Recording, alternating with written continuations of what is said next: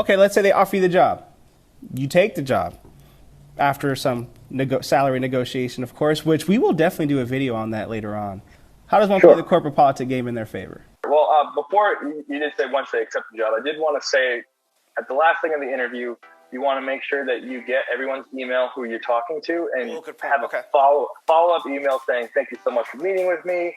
It was a pleasure meeting with you. I'm so excited for the potentially be in this role. I'm really looking forward to it. There's a lot of ways you can do it.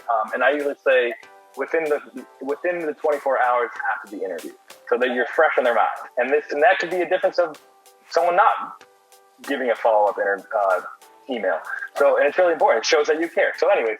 That's corporate politics right there. That's corporate politics right there. Right. So with corporate politics, what I found, so it's new school companies that are like maybe a startup company versus an old school that's very well known and established corporate company like office cubicle stuff. They're a little bit two different games. The ones that are more old school have a very big corporate politics from what I've seen. And what are corporate politics? Well, what are politics? Who's running the show? What department can help out who? How do I get up and make a good name for myself? That's politics, right? Well, corporate politics, right? And so it is a game that you have to learn and play, and you're going to learn corporate politics, and you can't avoid it. You'll see it happening in every company you go to. And we'll keep it general on how to move up. You're going to try to make a name for yourself. I always say, let's just say you're importing data into a data calculator, right? If you have 5 people in the department just entering data all day, as a boss or a director of a company or a president, I don't care about these guys. They're just entering data. I don't know what they do. I just know they enter the data. As an employee and as a person who wants to move up in the company because I want to make more money, how do I stand out from the person next to me? And this is where you start to play the corporate politics. And I always say, get on every single meeting as you can. Get involved with everything that you can in the company that is meaningful. So not like just entering extra data for another 8 hours after your 8 hours have ended. Right. Get into big time projects like, hey, can I be part of this project that I heard you over talking about in the corner there with, or in this meeting that I was a part of? Wow, that's really interesting. And I really want to grow as an employee. Maybe get involved with these meetings. And I say, if you have valid and important topics to talk about, try talk in the meeting. And what does this do for you? Well, it recognizes, so my name's Dan, oh, wow, Dan had a really good point in that meeting that we had last week about the corporate budget. And I know he's just a data analyst, but he has really good ideas. And if you start doing that more and more, your name gets recognized. Then when it comes for review time, you're like, hey, I was part of this meeting. I did this extra work. I was part of this project.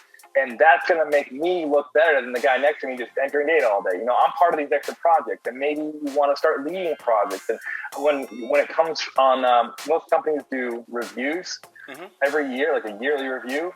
Try to use the words, I led this project, or I co-led, or I was part of, and that helps you move up in the game. But I always say in the corporate politics game, the loudest guy wins. Now, I'm not saying the most annoying loudest guy wins. Being recognized is important.